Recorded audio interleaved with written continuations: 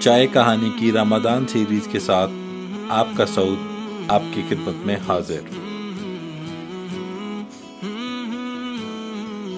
سیرت خاتم الانبیاء حضرت محمد مصطفیٰ صلی اللہ علیہ وآلہ وسلم، چیپٹر 8، نرالی شان کا مالک۔ حضرت آمنہ کے انتقال کے 5 دن بعد ام ایمن آپ کو لے کر مکہ پہنچیں۔ آپ کو عبد المطلب کے حوالے کیا۔ آپ کے یتیم ہو جانے کا انہیں اتنا صدمہ تھا کہ بیٹے کی وفات پر بھی اتنا نہیں ہوا تھا۔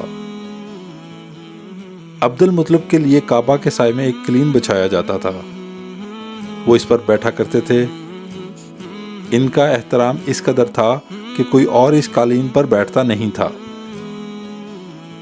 چنانچہ ان کے بیٹے اور قریش کے سردار اس قالین کے چاروں طرف بیٹھتے تھے، لیکن رسول اللہ صلی اللہ علیہ وآلہ وسلم وہاں تشریف لاتے تو سیدھے اس قالین پر جا کر بیٹھتے۔ اس وقت آپ ایک تندرست لڑکے تھے۔ آپ کی عمر 9 سال کے قریب ہو چکی تھی۔ آپ کے چچا عبد المطلب کے ادب کی وجہ سے آپ کو اس قالین سے ہٹانا چاہتے تو عبد المطلب کہتے، میرے بیٹے کو چھوڑ دو، اللہ کی قسم یہ بہت شان والا ہے۔ پھر وہ آپ کو محبت سے اس فرش پر بٹھاتے، آپ کی کمر پر شفقت سے ہاتھ پھیرتے، آپ کی باتیں سن سن کر حد درجہ خوش ہوتے رہتے۔ کبھی وہ دوسروں سے کہتے، میرے بیٹے کو یہیں بیٹھنے دو، اسے خود بھی احساس ہے کہ اس کی بڑی شان ہے، اور میری آرزو ہے کہ اتنا بلند رتبہ پائے جو کسی عرب کو اس سے پہلے حاصل نہ ہوا ہو اور نہ بعد میں کسی کو حاصل ہو سکے۔ ایک بار انہوں نے یہ الفاظ کہے، میرے بیٹے کو چھوڑ دو، اس کے مزاج میں طبیعی طور پر بلندی ہے، اس کی شان نرالی ہوگی۔ یہاں تک کہ عمر کے آخری حصے میں حضرت عبد المطلب کی آنکھیں جواب دے گئی تھیں، آپ نابینا ہو گئے تھے۔ ایسی حالت میں ایک روز وہ اس قالین پر بیٹھے تھے کہ آپ تشریف لے آئے اور سیدھے اس قالین پر جا پہنچے۔ ایک شخص نے آپ کو قالین سے کھینچ لیا، اس پر آپ رونے لگے۔ آپ کے رونے کی آواز سن کر عبد المطلب بے چین ہوئے اور بولے، میرا بیٹا کیوں رو رہا ہے؟ آپ کے قالین پر بیٹھنا چاہتا ہے، ہم نے اسے قالین سے اتار دیا۔ یہ سن کر عبد المطلب نے کہا، میرے بیٹے کو قالین پر ہی بٹھا دو، یہ اپنا رتبہ پہچانتا ہے۔ میری دعا ہے کہ یہ اس رتبے کو پہنچے جو اس سے پہلے کسی عرب کو نہ ملا ہو، اس کے بعد بھی کسی کو نہیں ملے گا۔ اس کے بعد پھر کسی نے آپ کو قالین پر بیٹھنے سے نہیں روکا۔ ایک روز بنو مدلج کے کچھ لوگ حضرت عبد المطلب سے ملنے کے لیے آئے۔ ان کے پاس اس وقت آپ صلی اللہ علیہ وآلہ وسلم بھی تشریف فرما تھے۔ بنو مدلج کے لوگوں نے آپ کو دیکھا کہ لوگ قیافہ شناس تھے۔ آدمی کا چہرہ دیکھ کر اس کے مستقبل کے بارے میں اندازے بیان کرتے تھے۔ انہوں نے عبد المطلب سے کہا، اس بچے کی حفاظت کریں، اس لیے کہ مقام ابراہیم پر جو حضرت ابراہیم علیہ السلام کے قدم کے نشان ہیں، اس بچے کے پاؤں کا نشان بالکل اس نشان سے ملتا جلتا ہے۔ اس قدر مشابہت ہم نے کسی اور کے پاؤں کے نشان میں نہیں دیکھی۔ ہمارا خیال ہے یہ بچہ نرالی شان کا مالک ہوگا، اس لیے اس کی حفاظت کریں۔ مقام ابراہیم خانہ کعبہ میں وہ پتھر ہے جس پر حضرت ابراہیم علیہ السلام کعبہ کی تعمیر کے وقت کھڑے ہوئے تھے۔ معجزے کے طور پر اس پتھر پر ابراہیم علیہ السلام کے پیروں کے نشان پڑ گئے تھے۔ لوگ اس پتھر کی زیارت کرتے ہیں، یہی مقام ابراہیم ہے۔ چونکہ آپ ابراہیم علیہ السلام کی نسل سے ہیں، اس لیے ان کے پاؤں کی مشابہت آپ میں ہونا قدرتی بات تھی۔ ایک روز عبد المطلب خانہ کعبہ میں حجر اسود کے پاس بیٹھے ہوئے تھے، ایسے میں ان کے پاس نجران کے عیسائی آ گئے۔ ان میں ایک پادری بھی تھا۔ اس پادری نے عبد المطلب سے کہا، ہماری کتابوں میں ایسے نبی کی علامات ہیں جو اسماعیل کی اولاد میں ہونا باقی ہیں۔ یہ شہر اس کی جائے پیدائش ہوگا، اس کی یہ نشانیاں ہوں گی۔ ابھی یہ بات ہو ہی رہی تھی کہ کوئی شخص آپ کو لے کر وہاں آ پہنچا۔ پادری کی نظر جو ہی آپ پر پڑی وہ چونک اٹھا۔ آپ کی آنکھوں، کمر اور پیروں کو دیکھ کر وہ چلا اٹھا، وہ نبی یہی ہے، یہ تمہارے کیا لگتے ہیں؟ عبد المطلب بولے، یہ میرے بیٹے ہیں۔ اس پر وہ پادری بولا، او تب یہ وہ نہیں،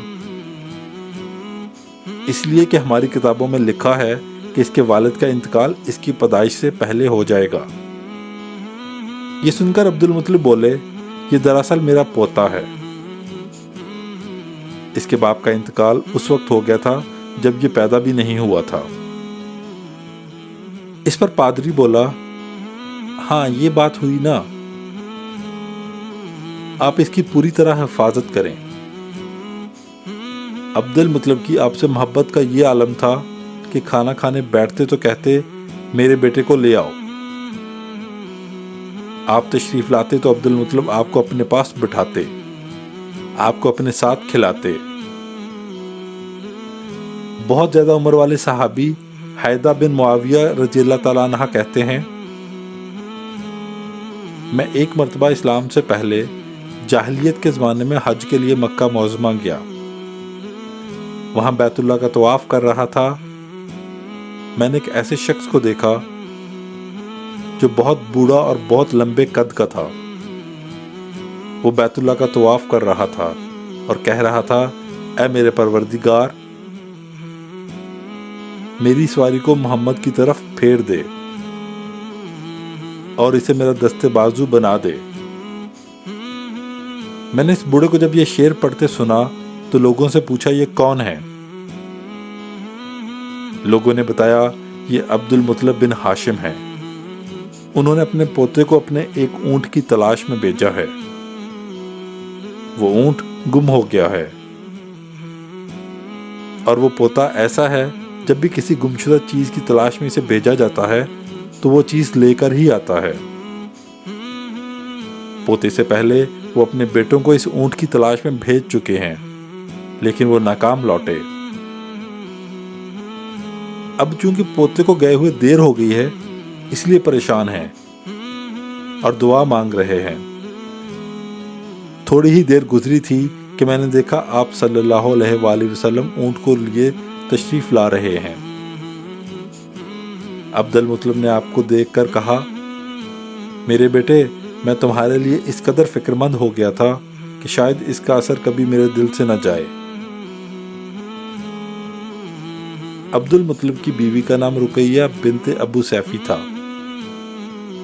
وہ کہتی ہیں، قریش کئی سال سے سخت قحط سالی کا شکار تھے۔ بارشیں بالکل بند تھیں، سب لوگ پریشان تھے۔ اس زمانے میں نے ایک خواب دیکھا۔ کوئی شخص خواب میں کہہ رہا تھا، اے قریش کے لوگو، تم میں سے ایک نبی ظاہر ہونے والا ہے، اس کے ظہور کا وقت آ گیا ہے، اس کے ذریعے تمہیں زندگی ملے گی، یعنی خوب بارشیں ہوں گی، سرسبزی اور شادابی ہوگی۔ تم اپنے لوگوں میں سے ایک ایسا شخص تلاش کرو جو لمبے قد کا ہو، گورے رنگ کا ہو، اس کی پلکیں گھنی ہوں، بھویں اور آبرو ملے ہوئے ہوں۔ وہ شخص اپنی تمام اولاد کے ساتھ نکلے اور تم میں سے ہر خاندان کا ایک ایک آدمی نکلے، سب پاک صاف ہوں اور خوشبوئیں لگائیں، وہ حجر اسود کو بوسہ دیں، پھر سب جبل ابو قیس پر چڑھ جائیں۔ پھر وہ شخص جس کا حلیہ بتایا گیا آگے بڑھے اور بارش کی دعا مانگے، اور تم سب آمین کہو تو بارش ہو جائے گی۔ صبح ہوئی تو رقیقہ نے اپنا یہ خواب قریش سے بیان کیا۔ انہوں نے ان نشانیوں کو تلاش کیا تو سب کی سب نشانیاں عبد المطلب میں مل گئیں۔ चुनाचे सब इनके पास जमा हुए। हर खानदान से एक एक आदमी आया। सब ने शराइत पूरी की। इसके बाद सब अबू कैस पहाड़ पर चढ़ गए। इनमें नबी करीम सल्लल्लाहु अलैहि वसल्लम भी थे।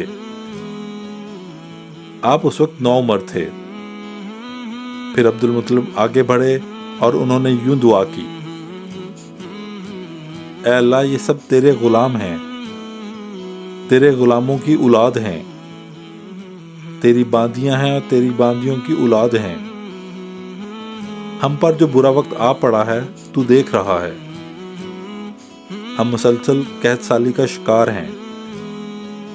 अब ऊंट, गाय, घोड़े, खच्चर और गधे सब कुछ खत्म हो चुके हैं। इन जानवरों पर बन आई है, इसलिए हमारी ये खुशहाली खत्म फरमा दे। हमें जिंदगी और सरसब्जी शदाबी अता फरमा। अब ये दुआ मांग ही रहे थे कि बारिश शुरू हो गई। वादियां पानी से भर गईं। लेकिन इस बारिश में एक बहुत अजीब बात हुई, और वो अजीब बात ये थी कि कुरैश को ये शराब भी जरूर हासिल हुई, मगर ये बारिश कबीला कैस और कबीला मिज़र की करीबी बस्तियों में बिल्कुल नहीं हुई। अब लोग बहुत हैरान हुए कि ये क्या बात हुई। एक कबीले पर बारिश और आसपास के सब कबीले बारिश से महरूम। तमाम कबीलों के सरदार जमा हुए और इस सिलसिले में बातचीत शुरू की।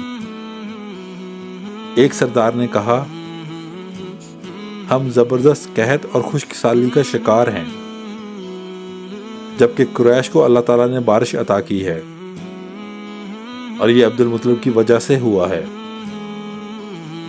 इसलिए हम सब इनके पास चलते हैं। अगर वो हमारे लिए दुआ कर दें तो शायद अल्लाह हमें भी बारिश दे दें। ये मशवरा सबको पसंद आया। चुनाचे ये लोग मक्का मुअज़्ज़मा आए और अब्दुल मुत्तलिब से मिले। इन्हें इस्लाम किया। फिर इनसे कहा, ऐ अब्दुल मुत्तलिब, हम कई साल से खुशकिसाली का शिकार हैं। हमें आपकी बरकत के बारे में मालूम हुआ है, इसलिए मेहरबानी फरमाकर आप हमारे लिए भी दुआ करें, इसलिए कि अल्लाह ताला ने आपकी दुआ से कुरैश को बारिश अता की है। इनकी बात सुनकर अब्दुल मुत्तलिब ने कहा, अच्छी बात है, मैं कल मैदान अरफात में आप लोगों के लिए भी दुआ करूंगा।